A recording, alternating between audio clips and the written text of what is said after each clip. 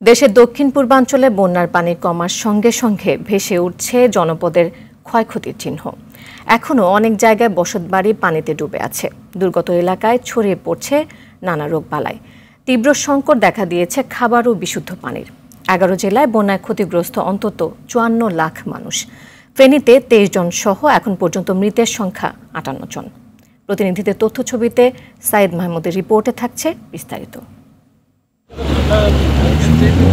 চাল নেই, চুলো নেই, রান্না করার হাঁড়ি পাতিলও নেই। বন্যার পানি ধীরে নামতে শুরু করলেও ঘরে ফেরার কোনো অবস্থা নেই দুর্গতদের। নিষ্প্রিয় শরীর আর অবাক চাহনি, কখনো একটু খাদ্যের খোঁজে, কখনো বা অসুস্থ সন্তানের জন্য ওষুধের।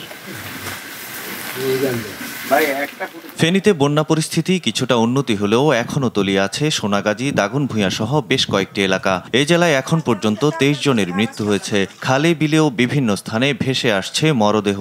বন্যায় কৃষি, মৎস্য ও প্রাণী সম্পদ খাতে ক্ষতি প্রায় 1000 কোটি টাকা। শুধু কৃষিতেই ক্ষতি 451 কোটি 20 লাখ টাকার বেশি। 2 লক্ষাধিক কৃষক ক্ষতিগ্রস্ত বলে জানায় জেলা প্রশাসন। খুব অসুবিধা আছে, কষ্টে আছি, হাতে টাকা পয়সা নাই, কাজকর্ম নাই। মাঝে থাকতেছি, মানে কিছু পাইতে না, চাল টাল পাই না, কষ্ট করতেছি।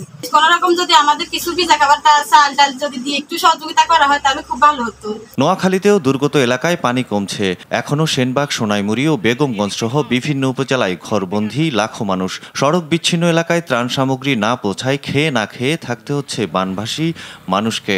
আমরা ফান্ড ম্যানেজ করি, আমরা ত্রাণ দিয়েছি এবং আমরা কিছু ক্যাশ টাকা অলরেডি পাই। আমাদের এলাকাতে নসুনাপুর আমরা প্রায় 200 লোকের উপর আমরা ক্যাশ টাকা দিয়েছি।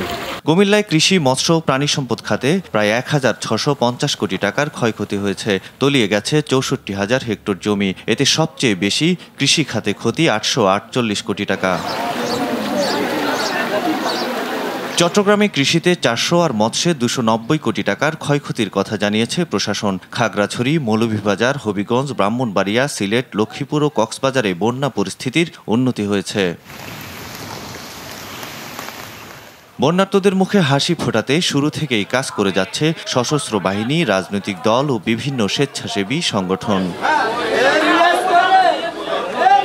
সাইয়েদ মাহমুদ, RTV।